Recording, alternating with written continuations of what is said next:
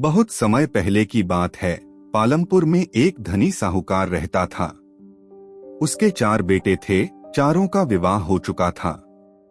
चारों बेटे और तीनों बड़ी बहुएं तो साधारण बुद्धि के थे, लेकिन छोटी बहू दुर्गा बड़ी चतुर और बुद्धिमान थी। साहूकार को अपनी छोटी बहू पर बड़ा भरोसा था। एक बार प्रदेश का राजा साहूकार से किसी बात पर नाराज हो गया। उसने साहूकार व उसके परिवार को देश निकाले की सजा दे दी और आदेश दिया कि देश छोड़ते समय वे अपने घर से कुछ भी लेकर नहीं जा सकते सिवाय अपने शरीर पर पहने हुए वस्त्र और आभूषण के। साहूकार ऐसी आज्ञा सुनकर बहुत दुखी हुआ, पर राजा की आज्ञा मानने के अलावा उसके पास और कोई चारा भी नहीं था। चलते समय छोटी बहू ने राजा के सिपाहियों से पूछा कि क्या वह रास्ते में खाने के लिए कुछ रोटियां बना सकती है। राजा के सिपाहियों को इस पर कोई ऐतराज नहीं था। दुर्गा ने जब रोटियों के लिए आटा गूंधा तब आटे में 4 बहुमूल्य माणिक छिपा दिए। फिर उस आटे की रोटियां बनाईं और राजा के सिपाहियों को दिखाईं। सिपाहियों ने रोटियां ले जाने दी। दुर्गा ने रोटियां एक पोटली में बांध ली। साहूकार का परिवार अपनी यात्रा पर निकल गया। सारा दिन चलने के बाद वे लोग एक नगर में पहुंचे। अब तक रात हो गई थी। साहूकार के परिवार ने एक धर्मशाला में डेरा डाला और खा पी कर सो गए। सुबह साहूकार ने कहा, जो कुछ गहने सबके शरीर पर हैं, वह सब दे दो, जिससे उन्हें बेचकर कुछ खाने पीने का सामान और पहनने के लिए कपड़े आदि खरीदे जाएं। पिताजी, आपको गहने बेचने की कोई आवश्यकता नहीं है। यह माणिक लीजिए और इसे बेचकर खाने पीने का सामान भी खरीदिए और व्यापार भी शुरू करिए। दुर्गा ने एक माणिक साहूकार को देते हुए कहा। साहूकार ने माणिक ले लिया और बाजार की तरफ चल दिया। यह बहुत बहुमूल्य माणिक है, इसका मूल्य तो कोई बड़ा जौहरी ही दे सकेगा, उसने सोचा। वह माणिक लेकर सबसे बड़े जौहरी की दुकान पर पहुंचा और उसे माणिक दिखाया। माणिक देखते ही जौहरी की आंखों में चमक आ गई। यह माणिक किसी तरह इससे हासिल करना होगा, उसने सोचा। वह जौहरी असल में एक चोर था। उसने साहूकार की खूब आवभगत की और बोला, यह माणिक बहुत बहुमूल्य है। इसके लिए मुझे घर से सोने की मुहरें मंगानी होंगी, और नौकर को घर भेज दिया मुहरें लाने के लिए। अब वह साहूकार को दूसरे कमरे में ले गया। वहां एक कुर्सी रखी थी। कुर्सी कच्चे सूत से बुनी थी और उस पर एक पतली गद्दी रखी थी। कुर्सी के नीचे एक तहखाना था। आप जब तक नौकर आता है, इस कुर्सी पर बैठकर आराम कीजिए। मैं आपके लिए शरबत पानी भिजवाता हूँ, जौहरी साहूकार से बोला। साहूकार कुर्सी पर बैठ गया। उसके बोझ से कच्चे सूत के धागे टूट गए और वह तहखाने में गिर गया। जौहरी ने झटपट तहखाने के मुंह पर एक बड़ा पत्थर रख दिया और बाहर निकल आया। माणिक उसने अपनी तिजोरी में रख दिया। उधर धर्मशाला में बैठा साहूकार का परिवार उसकी प्रतीक्षा करता रहा। जब सुबह तक साहूकार नहीं लौटा तो दुर्गा को चिंता हुई। उसने दूसरा माणिक निकालकर अपने पति को दिया और बोली, आप यह माणिक लेकर जाइए। यदि पिताजी से आपकी भेंट हो तो यह माणिक वापस ले आइएगा, वरना इस माणिक को बेचकर खाने पीने का सामान ले लीजिएगा। दुर्गा का पति माणिक लेकर बाजार की तरफ चल दिया। वह भी उसी जौहरी की दुकान पर पहुंचा और उसके साथ भी जौहरी ने वही किया जो उसके पिता के साथ किया था। अब बाप बेटे दोनों तहखाने में कैद हो गए। जब दुर्गा का पति भी सुबह तक नहीं लौटा तो दुर्गा को बहुत चिंता हुई। अब मुझे खुद ही पता लगाना होगा कि इस नगर में मेरे ससुर और पति कहाँ खो गए। उसने अपने शरीर पर पहने हुए आभूषण लिए और बाजार की ओर चल दी। वहां पहुंचकर आभूषण बेचकर उसने खाने पीने का सामान और सबके पहनने के कपड़े खरीदे।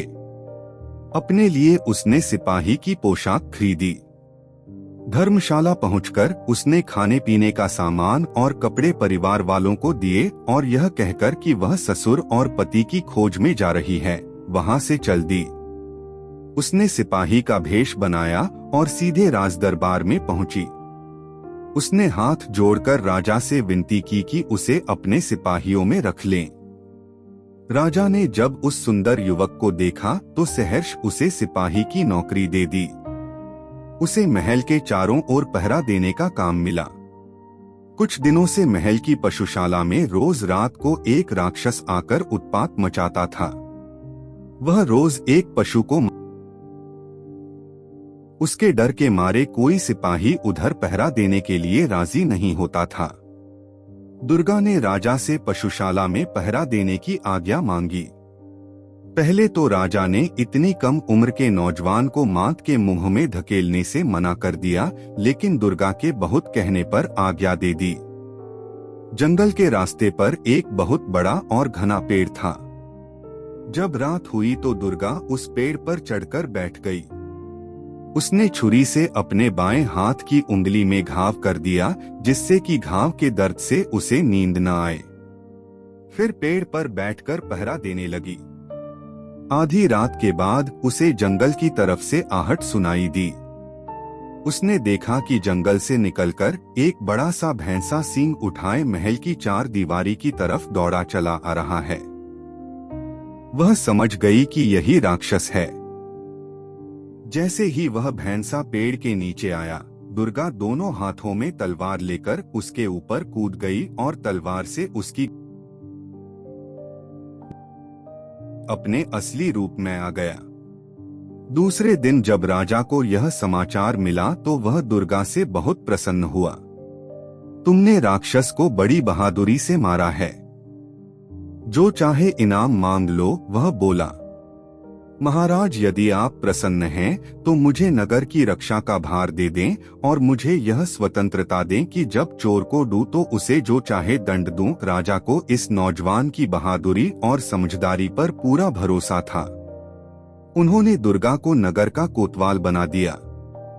अब दुर्गा अपने पति और ससुर की खोज में निकली। मेरे ससुर बहुत योग्य व्यापारी थे।